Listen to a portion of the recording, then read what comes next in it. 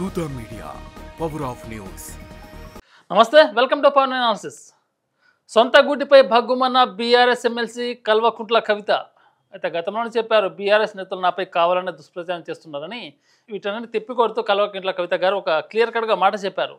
మా ఇంట్లోనే దొంగలు ఉన్నారు, కావాలని నాపైన దుష్ప్రచారం చేస్తున్నారని కవిత గారు చెప్పారు. అయితే ఈరోజు మీడియా ముందుకు వచ్చి కవిత గారు మీడియా చిట్ చాట్ ఒకేసారి బీఆర్ఎస్ నేతలపై బీజేపీ నేతలపై భగ్గుమన్నారు. అంటే తనపైన వస్తున్న అనవసరపు ఆరోపణలని బీజేపీ నేతలు ఎందుకు మాట్లాడుతున్నారు అనే దానిపై కవిత గారు మాట్లాడితే, ఇక్కడ కవిత గారు ఒక చాలా కీలకమైన అంశం చెప్పారు. ఏంటంటే అతి త్వరలో బీఆర్ఎస్ని బీజేపీలోకి కలిపే ప్రయత్నాలు చేస్తున్నారని ఎమ్మెల్సీ కల్వకుంట్ల కవిత గారు చెప్తున్నారు. మరి ఇది ఎంతవరకు వాస్తవం? అంటే సొంత ఇంట్లోనే ఒక మనిషి, పార్టీ అధినేత కుమార్తె ఏకంగా బీఆర్ఎస్ని బీజేపీలో విలీనం చేస్తున్నారని చెప్తుంటే, మరి దీనిపైన నేతలు ఏ విధంగా మాట్లాడుకోవాలి రాబోయే రోజుల్లో? బీఆర్ఎస్ నేతల పరిస్థితి ఏంటి, బీఆర్ఎస్ కార్యకర్తల పరిస్థితి ఏంటి? ఈయన పక్కన పెడితే కేటీఆర్ గారు, హరీష్ రావు గారు, అలాగే సంతోష్ రావు గారు, వీళ్ళందరికీ పెద్ద దిక్కు కేసీఆర్ గారు. బీఆర్ఎస్ బాస్ గులాబీ గారు దేశ్కి నేత అంటారు. మరి అలాంటి గులాబీ బాస్ యొక్క కూతురే బీఆర్ఎస్ను అతి త్వరలో బీజేపీలోకి కలవబోతున్నారు, విలీనం చేయబోతున్నారు అనే అంశం చెప్పడం ఇది ఎంతవరకు కరెక్టు? ఎందుకంటే కల్వకుంట్ల కుటుంబానికి ఇటు టీఆర్ఎస్ అలాగే బీఆర్ఎస్ అన్నం పెట్టిన పార్టీ. అన్నం పెట్టిన పార్టీనే అటు కేటీఆర్ గారు ఏం మాట్లాడట్లేదు, అలాగే హరీష్ రావు గారు ఏం మాట్లాడట్లేదు, ఇటు కేసీఆర్ గారు కూడా ఏం మాట్లాడట్లేదు. కానీ ఎమ్మెల్సీ కవిత గారు ఎందుకు ఈ ఆరోపణలు చేస్తున్నారంటే, ఒకే ఒక పాయింట్అవుట్ చేసి కవిత గారు బీఆర్ఎస్ నేతల్ని అలాగే కేసీఆర్ గారి కుటుంబాన్ని, ఇప్పుడు కవిత గారికి పెళ్ళైంది కాబట్టి పరాయి కుటుంబం అని మనం అనుకోవచ్చు, కానీ వాళ్ళు ఏంటంటే ఒక బీఆర్ఎస్ కుటుంబం అంతే. మన ఇంటి ఆడబిడ్డ బయటికి పంపించేస్తే ఆ ఇంటి పేరు మారుతుంది, కానీ కల్వకుంట్ల గారి అంటే ఇంటి పేరు మారలేదు. కవిత గారు బీఆర్ఎస్ పార్టీ కుటుంబంలోనే ఉంది. సొంత గూట్ల నుండి ఇలాంటి అవాస్తవాలు ఎందుకు బీరాలు పలకడం అనేది కవిత గారు ఎందుకు ఖచ్చితంగా సమాధానం చెప్పారు. అయితే ఉద్యమ పార్టీని బీజేపీలో కలిసే ప్రయత్నాలు ఎప్పటి నుంచి జరుగుతున్నాయో తెలియదు, కానీ కవిత గారు అయితే ఒక క్లియర్ కట్గా చెప్తున్నారు, అతి త్వరలో బీఆర్ఎస్ను బీజేపీలోకి విలీనం చేస్తున్నారు అంటున్నారు. మరి ఇది ఎంతవరకు కరెక్టో కాదో బీఆర్ఎస్ వర్కింగ్ ప్రెసిడెంట్ కేటీఆర్ గారు దీని మీద సమాధానం చెప్పాలి. అయితే ఎందుకు కవిత గారు ఇలాంటి వ్యాఖ్యలు చేస్తారంటే, గతంలో బీఆర్ఎస్ అధినేత కేసీఆర్ గారికి తనకు రాసిన లేఖ ఏదైతే బహిర్గతమైందో, అంటే సొంత వాళ్ళే ఆ లేఖను బహిర్గతం చేశారు. ఇంటి దొంగలే, అంటే ఇంట్లో దొంగలు ఉన్నారని కవిత గారు బహిర్గతం చెప్పారు ఇంతకుముందే. అలాంటి వారు ఉండడం వల్ల పార్టీకి అంటే లేనిపోని మచ్చలు క్రియేట్ అవుతాయి, లేనిపోని అపవాదులు ఎదుర్కోవాల్సి వస్తుంది పార్టీ అధినేత. వీటన్నిటిని చెక్ పెట్టాలంటే ఖచ్చితంగా బీఆర్ఎస్లో ఉన్న కోవటులను బయట పెట్టాలి.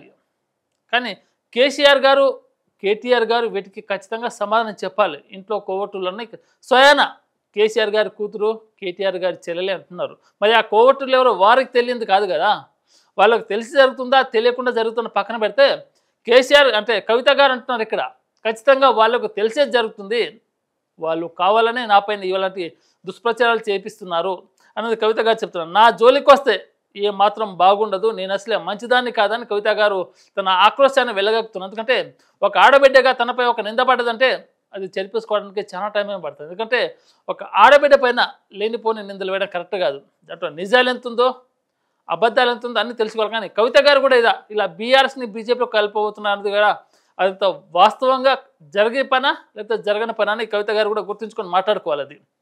ఎందుకంటే లక్షల మంది అభిమానులు, వేల సంఖ్యలో కార్యకర్తలు వీళ్ళన్నిటిని దాటుకొని 2 సార్లు తెలంగాణలో రాష్ట్రాన్ని పరిపాలించిన చక్రం తిప్పిన బీఆర్ఎస్ మరి బీజేపీలో విలీనం చేస్తానంటే, ఒకవేళ చేస్తే మరి బీఆర్ఎస్లో కల్వకుంట్ల కుటుంబానికి ఇంకా రాజకీయం నుంచి తప్పుకోవడం పరిస్థితి. అలాంటి పరిస్థితిని కల్వకుంట్ల కవిత గారు చెప్తున్నారు. అయితే ఆడబిడ్డ మీద పెయిడ్ ఆర్టిస్టులతో మాట్లాడిస్తే ఏమొస్తుంది? ఇక్కడ మనం ఒక క్లియర్ కట్గా మాట్లాడుకోవాలి. ఏంటంటే ఎమ్మెల్సీ కవిత గారి మీద కావాలనే బీఆర్ఎస్ నేతలు ఇంటి వాళ్ళే కొంతమంది బయట కార్యకర్తలతోటి, ప్రతిపక్ష నేతలతోటి ఇలా మాట్లాడిస్తున్నారని కవిత గారు చెప్తున్నారు. మీకు అన్నం పెట్టిందే బీఆర్ఎస్, మీకు జీవితాన్ని ఇచ్చిందే కేసీఆర్ గారు, అలాంటి మీ రాజకీయ భవిష్యత్తుకు పునాది వేసిందే కేటీఆర్ గారు, మీకు అండగా ఉన్నది హరీష్ రావు గారు.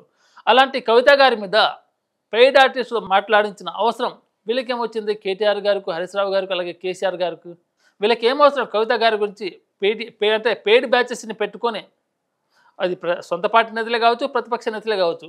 వీళ్ళని పెట్టుకొని మాట్లాడించాల్సిన అవసరం బీఆర్ఎస్ నేతలకి ఏమొచ్చింది? అంటే నిజంగానే బీఆర్ఎస్ని విలీనం చేయబోతున్నారనేది క్లియర్ కట్గా తెలుస్తుంది ఇక్కడ.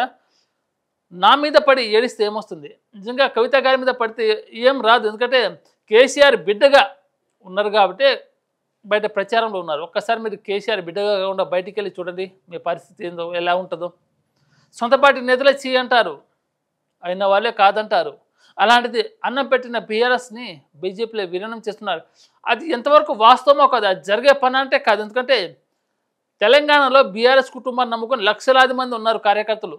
మరి వారికి అన్యాయం చేసే దిశగా అటు గులాబీ బాస్ కేసీఆర్ కానీ, అలాగే బీఆర్ఎస్ వర్కింగ్ ప్రెసిడెంట్ కేటీఆర్ కానీ, బీఆర్ఎస్ కీలక సలహాదారులు ముఖ్య నేత తన్నీరు హరీశ్రావు కానీ, ఇలాంటి వారు ముందు అంటే నిజంగా ఇది ఒక ఆక్రోశమైన చర్య. ఇది కవిత గారు చెప్పేది మాట లేదు, కోపంలో మాట్లాడుతున్నారు తప్ప దీంట్లో వాస్తవం అయితే ఎంతవరకు ఉంటుందో తెలియదులే. కానీ కావాలని కవిత గారు కొత్త ప్రయోగానికి సిద్ధమవుతారన్నమాట.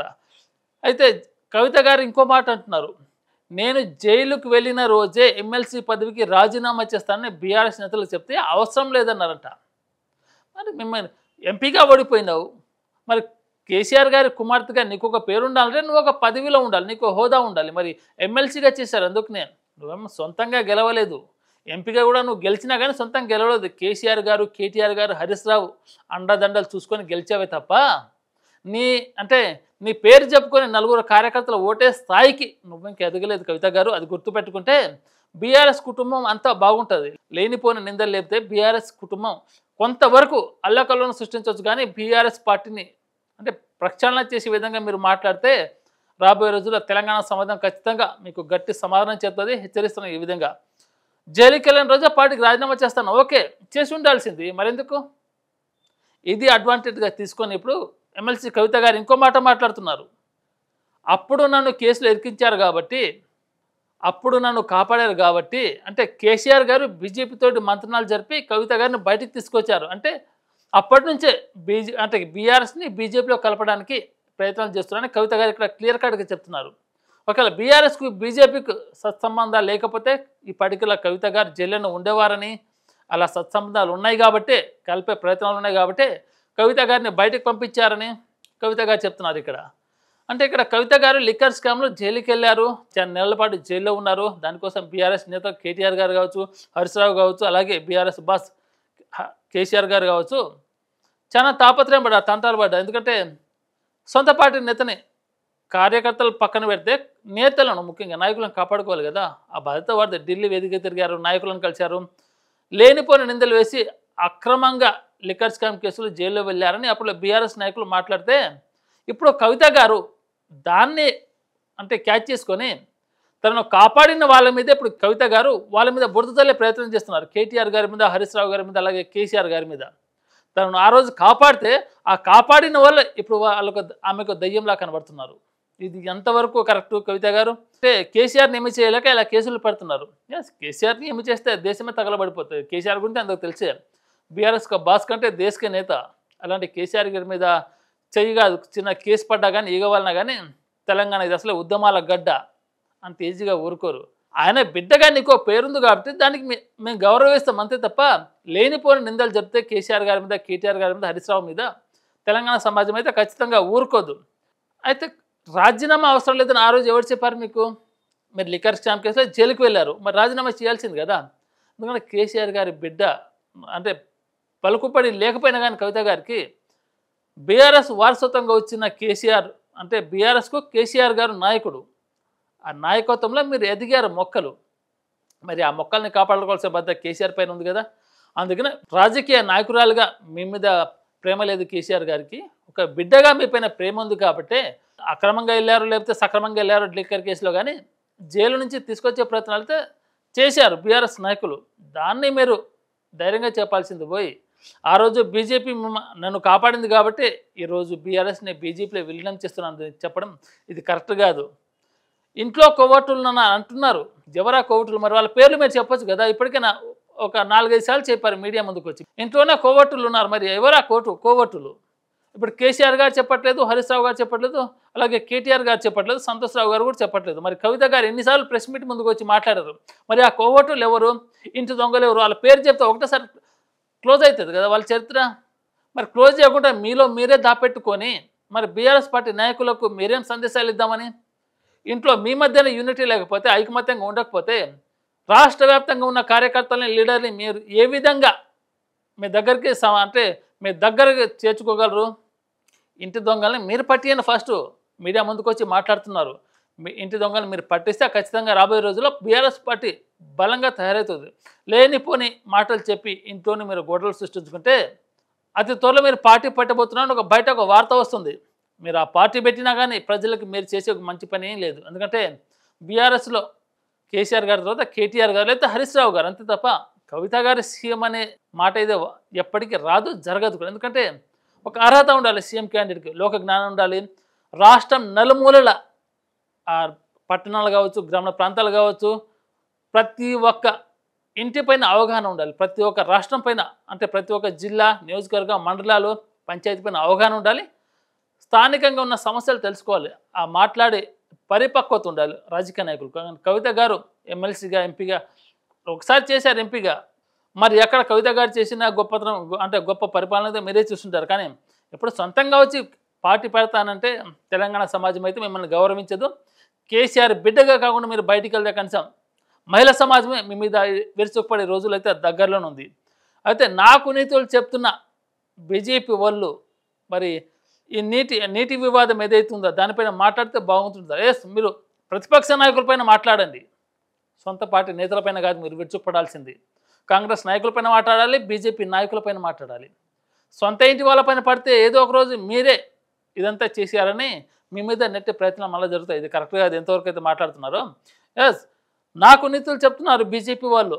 మరి నీటి వివాదం గురించి మీరు మాట్లాడండి అనే మాట మీరు మాట్లాడడం బాగుంది. నిజంగా బీజేపీ నేతలకు చెంప చెల్లు అనిపించేటట్టుంది అలాంటి మాటలు. కానీ బీఆర్ఎస్లోనే కొవ్వొట్టులు ఉన్నారు, అలాంటి వారితో జాగ్రత్తగా ఉండాలి. మరి ఆ కొవ్వొట్టులు మీరు పట్టిస్తేనే కదా బీఆర్ఎస్ పార్టీ బయటకు వచ్చేది.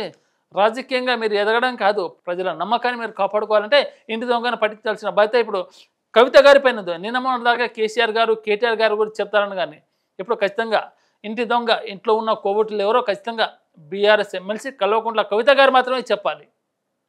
హాయ్, నేను మీ RP Patnaik. Please subscribe to Dootha media. For more updates, please subscribe Dutta Media.